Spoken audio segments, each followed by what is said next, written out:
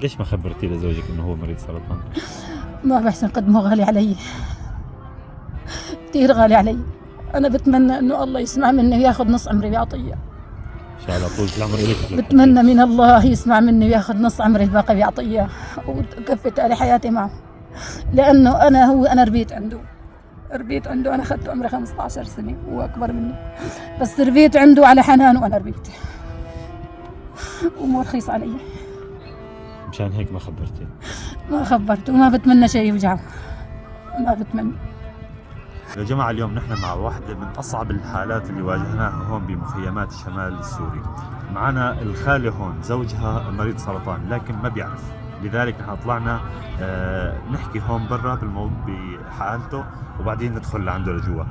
خالة بداية السلام عليكم. وعليكم السلام. الله يفرج حالك. آمين. الله يكرمك ويجبر بخاطرك الله يا رب يسلمك يا ويقويكي. الله يطول عمرك. ايش حضرتك؟ أم عبد المنعم. ام عبد المنعم، لو تشرحينا خالتي عن وضع زوجك. نحن من شيء 5 شهور كنا جايين لهون، بعدين صار يشكي من أول من صدره، أخذناه على أقرباء، صورت له، قالوا له عندك ضلع مكسور، صرنا نحكمه على هالأساس. بعدين ما بقى يحسن ينام، صرنا ندور فيه من هون من إدلب ونحن جايين المشافي، كل من يعطينا رأي وشكل. بعدين أخذناه على الجسرة، بشو اسمه مشفى الظلال. قال بده دكتور صدري. الصور اللي سوينا لهن رافضين، قال هدول ما مناح. كنا دافعين يعني حقنا ذيك الحسبة. نعم. كله من عند الناس بالحسنة. جبناه على الدكتور الصدري، فشك فيه من هذاك المرض، بس سرطان. ما قل لي سرطان بالرئة. ما قل لي الدكتور، قال في غباشة على الرئة وعنده تكتل على العمود الفقري. فصرنا على الأساس هذا نعالجه وناخذه ونجيبه. أحيانا يجي الدفاع المدني ياخذني لأن ما عندي أدخل عليهم، يجوا الجماعة ما يقصروا، يجوا لهون يشيلوه ياخذوه. وأحيانا يعني استأجر هالناس مثل الحجة هاي الله يكتر خيرها، الجماعة هدول يعني يعطوني يشحدوني يزكوني، ما نسوني يعني الجماعة هالجيران يلموا لي يجيبوا لي.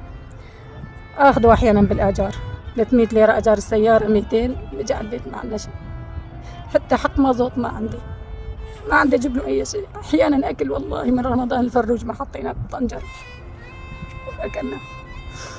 أمسيات هون يوزعوا لحم، حتى شويت له كيلو لحم حتى يعرف اللحم يأشكله. ودواء أنا كل نهار رايحة جاي وأنا مريضة، مسوي عملية كلى، مسوي عملية مفصل، عيني مبشور بها، وعندي هدول الأيتام. وهلا يعني اليوم كان ايتام مين؟ اولاد ابنك؟ أولاد ابني. انت عم تربيهم؟ أنا عم ربيهم، هدول 3 اولاد ايتام انت عم تربيهم؟ 3 أولاد أنا عم ربيهم. وهلا اليوم كان بالمشفى باب الهوى، حولوا له مشان يعملوا له خزعة، وبعد الخزعة بجوز يحولوها على تركيا، وأنا ما عندي شيء، ما عندي غير رحمة الله. طب خالي هلا بلش ياخذ جرعة؟ لسه ما بلشوا له بالجرعة، قالوا له بس لناخذ الخزعة ونتأكد إذا وافقوا يدخلوها على تركيا. عليكم ديون خالي؟ نعم. عليكم ديون؟ هون بالدكاكين مبروع حدا، باكل من بيتي مبروع حدا، لأن ما عندي قدرة أرجع أدفع له. هذا أبو الفواكه أخذت من عنده 2 تفاح وكيلو موز، أخذته على المشفى، لسه ما أعطيته حقه، لأن ما عندي أعطيهم، بيجوا بيطالبوني ما عندي ولا ليرة. أنا هاي المرة امبارح جبنا عليها هلا حق الدواء دفع لي ابنها، ما عندي والله العظيم، ما أنا بحكي شيء. هذا ابنها للحج أمس بعت لي 600 ليرة، والله العظيم ما أنا بحكي شيء، والله العظيم.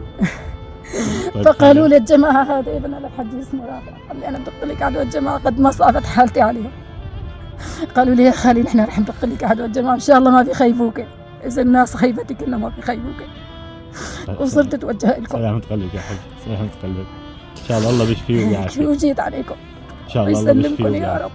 خلي لو نحكي هلك عن احتياجاتكم، مصاري ما في ولا ليرة، ما في ولا بده يحولوه على تركيا. ما عندي ادويه وكذا ما معك تجيبي خالص. ما اجيب شيء. طيب رساله منك لاهل الخير اللي عم يشوفوا هذا الفيديو. انا بوجه رساله لاهل الخير اللي شايفين يساعدوني، انا بحاجه الله وبحاجتكم. انا بتوجه الى الله الواحد الاحد الفرد الصمد اللي ما بينسى من فضله احد، وباب رب العالمين ما بسكر ان شاء الله ما بيتسكر قدامي ان شاء الله يا رب. ان شاء الله. والله دموعك غالي علينا يا حجي. سلامة قلبك، سلامة قلبك والله العظيم. ليش عم تدفي؟ ما عندي شيء ادفيه. هاي الحجة امبارح اعطتني قشر فستق، صرت كنت بالصوبة وشغل ما يشتغل معاي. هاي الحجة شحدت لي دمعة مازوت، حطيتها شغلتها المغرب وقال لك ما عندي شيء، ما عندي شيء. ليك البدونات ما استفدت، ما فيش. ما عندي. طيب ليش ما خبرتي لزوجك انه هو مريض سرطان؟ ما بحسن قد ما غالي علي، كثير غالي علي. أنا بتمنى إنه الله يسمع مني وياخذ نص عمري بعطية. ان شاء الله طول العمر لك. بتمنى من الله يسمع مني وياخذ نص عمري باقي بعطية وكفت على حياتي معه، لأنه أنا ربيت عنده. أنا أخذت عمري 15 سنة وهو أكبر مني، بس ربيت عنده على حنان وأنا ربيت ومو رخيص علي. مشان هيك ما خبرتي. ما خبرته وما بتمنى شيء يوجعه، ما بتمنى. واتمنى أهل الخير يشوفوني ويشوفوا حالتي. أتمنى. سلامتك يا حجة، سلامتك. خلينا نفوت عند الحجة، بس بدك تمسحي لي دموعك قدام الحجة عشان تضلك قوية ويضل هو قوي هو كمان إن شاء الله. ويستمد قوته منك. خلينا نفوت إن شاء الله. تفضل. يلا تفضل. يا جماعة خلينا ندخل عند الحجة. مثل ما ذكرنا الحجي ما بيعرف انه هو مريض سرطان. انا قعدت معه دردشت شوي، هو خليه مكسورة عند الفقرة وكذا، مغيبينه تماما عن الوضع. تفضل. يلا يلا يلا. السلام عليكم يا حجي. الله يعطيك العافية. تفضل يا أمي. عليك العافية، عليك العافية. كيفك يا حاج؟ كيفك؟ الحمد لله. الله يكرمك يا رب ويقويك ويشدك بثوب العافية. الله يحفظك. وترجع لصحتك وعافيتك إن شاء الله. خير، شو صاير معك؟ والله مرضى مريض. عليك العافية، عليك العافية. احكي لنا شو واجعك؟ شو عم تحس؟ وجعي من شي 5 شهور. نعم. صار ظهري يوجعني. نعم. بعد ما صار ظهري يوجعني رحت على مشفى عقارات. نعم. فالجماعة صوروني، قال في عندك ضلع مكسور. ضلع مكسور. قلنا له شو حله؟ قال حله يطيب لحاله. احنا ما بدنا نتعبك، الله نعم. يجزاك الف خير ويقويك. انا ما بدي اجهدك اكثر من هيك. يا أهلا وسهلا. الله يعافيك ويشافيك وان شاء الله نشوفك باحسن حال. إن شاء الله. الله يكرمك ويبارك إن شاء الله. إن شاء الله. نرجع لعند الخالة. الخالة قلت لي هدول الاولاد انت عم تربيهم الثلاثة؟ ما شاء الله. هدول اولاد ابنك؟ إيه. ابنك وينه؟ هاد راح أبوهن على لبنان وانفقد على الطريق. نعم. هاي أبوها لما نتجوز ما فعل ياخذها، قال ما بدي إياها لأن مرته ما بدها إياها. عمرها 7 شهور ربيتها. نعم. ما حد فعل يعترف لي، إذا جوز جرابات ما حد بيعترف عليها بشيء. وربيتها.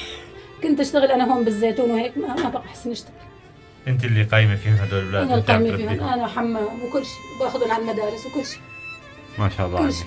ما شاء الله عنك. الله يلبسك ثوب العافية يا الله خالة. يسلمك يا رب. كل شيء أنا ما في حدا يعينهم بشيء. ما تعبتي؟ بي الله بيعيني، بي الله سبحانه وتعالى بيعيني، لأن أنا مريضة ومريضة كتير مو شوي، معي دسك ومعي انزلاق وعاملة عملية مفصل وعاملة عملية كلوة وعيني ما بشوف بيه، بس الله. وبحبهم كتير هدول الأولاد، كتير تعلقت فيهم، كتير متعلقة فيهم. الله يديمك فوق راسهم ويشفي لك زوجك، وإن شاء الله رب العالمين بفرجها عليكم من أوسع أبوابه. إذا يا جماعة مثل ما شفتوا حالة الخالة أم عبده والعم أبو عبده، والله العظيم إنهم بأشد الحاجة لمد الإيد العون لهم. كونوا معهم، رب العالمين بيكون معكم. الله يجزاكم عنا وعنهم كل خير.